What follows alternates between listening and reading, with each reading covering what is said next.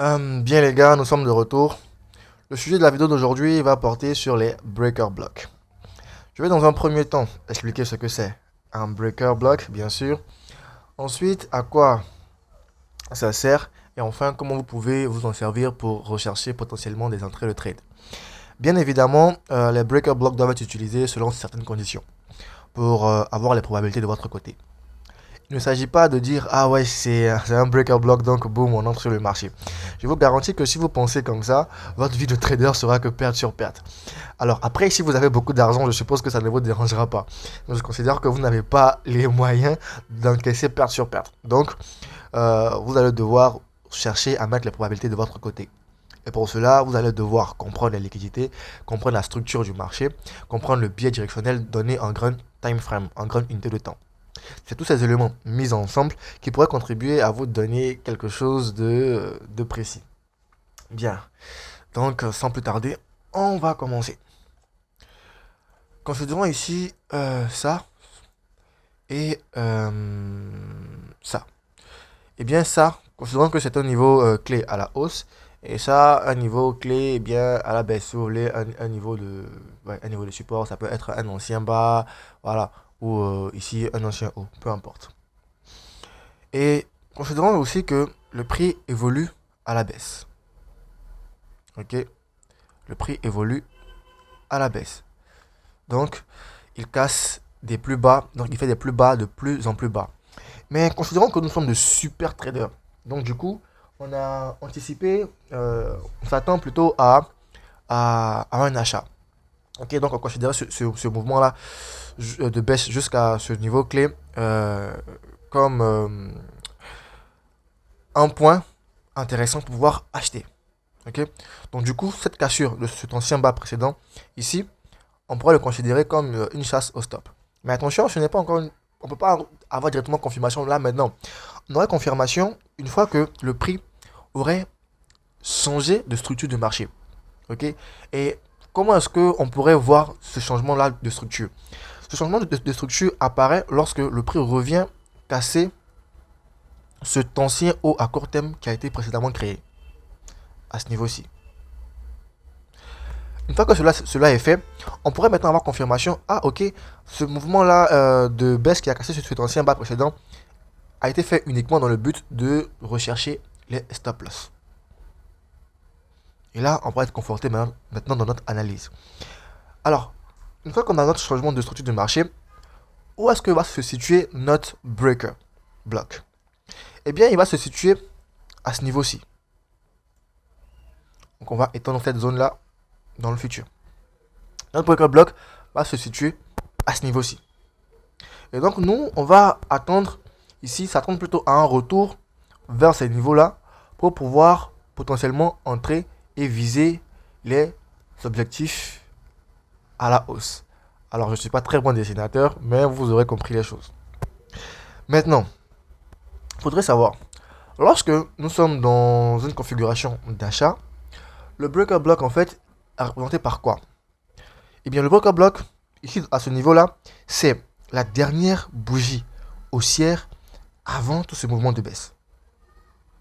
Ok, attendez, je prends quelque chose là, rapide. Donc, la dernière bougie haussière avant ce mouvement de baisse. Oh là, attendez, là, rapidement, style. Ouais. Donc, dernière bougie haussière avant ce mouvement de baisse.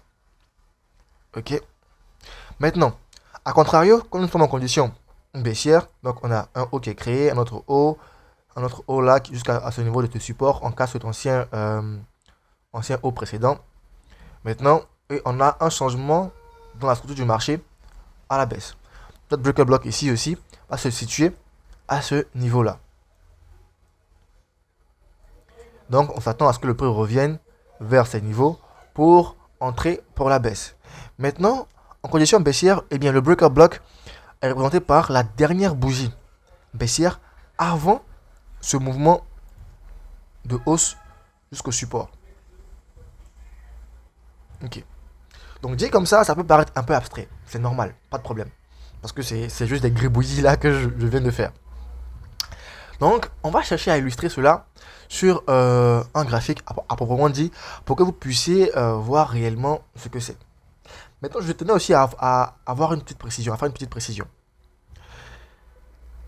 Souvent, vous allez être amené ici à voir un ensemble de bougies. Si nous cherchons une configuration, un breaker block haussier, donc un bullish breaker, nous pourrons souvent voir plusieurs bougies haussières ici collées avant ce moment de baisse.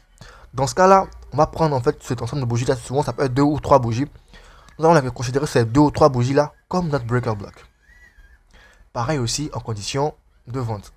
Nous allons être souvent aussi amené à voir plusieurs 2 ou 3 bougies baissières d'affilée qui se suivent avant ce mouvement de hausse.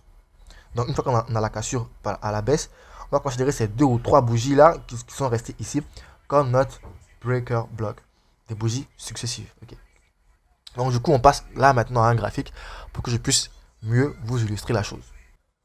Ok, alors on va considérer ici ce graphique. On a un bas qui est formé, un haut ici à court terme. Maintenant, on a un mouvement de baisse pour venir sortir cet ancien bas là. Ok, et si nous considérons que nous recherchons une configuration haussière, on aura confirmation que ce mouvement là de baisse est une chasse au stop lorsque nous aurons cassé ici cet ancien haut à la hausse. Chose que nous avons par la suite. Du coup, si l'on considère toujours l'exemple que l'on a pris précédemment avec les gribouillis, notre breaker block va se situer à quel niveau? Eh bien, ici. Et on a dit que c'est la dernière bougie haussière avant ce mouvement de baisse. Et rappelez-vous, on a ajouté encore une autre précision.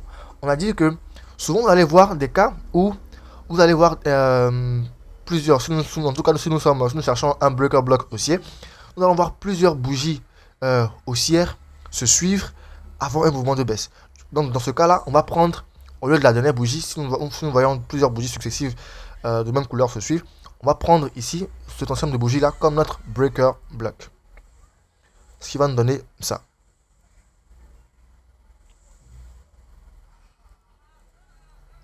Ce qui nous donnera, eh bien, ça. Donc, ces deux bougies ici, haussières, avant ce mouvement de baisse, jusqu'à sortir cet ancien bas là. Va constituer notre breaker block. Et une fois que le prix il casse, on voit qu'il revient là-dessus. Il revient s'échanger de notre breaker block avant de repartir à la hausse vers des objectifs à la hausse. Bam. Aussi tranquille. Maintenant, si nous recherchons plutôt une configuration, disons, baissière, on pourra aussi même prendre ça comme exemple. Ok, on a des hauts de plus en plus hauts jusqu'à atteindre un niveau important.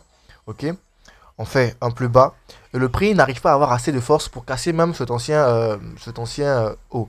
Donc on a une faiblesse ici dans le marché et il est retarifié à la baisse en cassant ici cet ancien bas qui a été formé. Du coup, on a dit que si nous sommes en configuration baissière, notre breaker block eh bien, sera la dernière bougie baissière avant le mouvement de hausse. Que ici, nous pouvons considérer. Et on voit ici encore que nous avons même encore deux bougies baissières qui se suivent. Donc du coup, au lieu de prendre juste cette bougie-là, on prendra les deux bougies baissières ici comme étant notre breaker block. Que une fois le prix vient casse ici notre structure du marché à la baisse, il doit rechercher cette zone là pour ensuite être livré toujours à la baisse. Des exemples comme ça, vous pourrez en avoir mais des tonnes et des tonnes.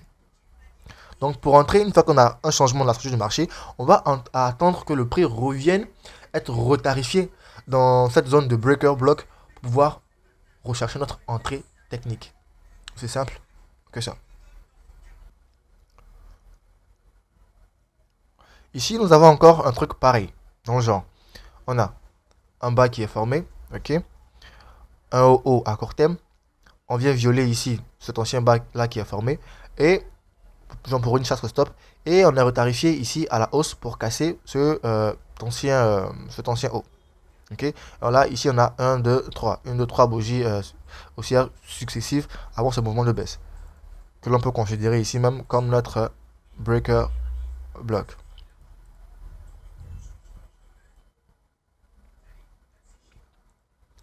Qui est, qui est par la suite retravaillé par le prix pour livrer les prix bien, à la hausse.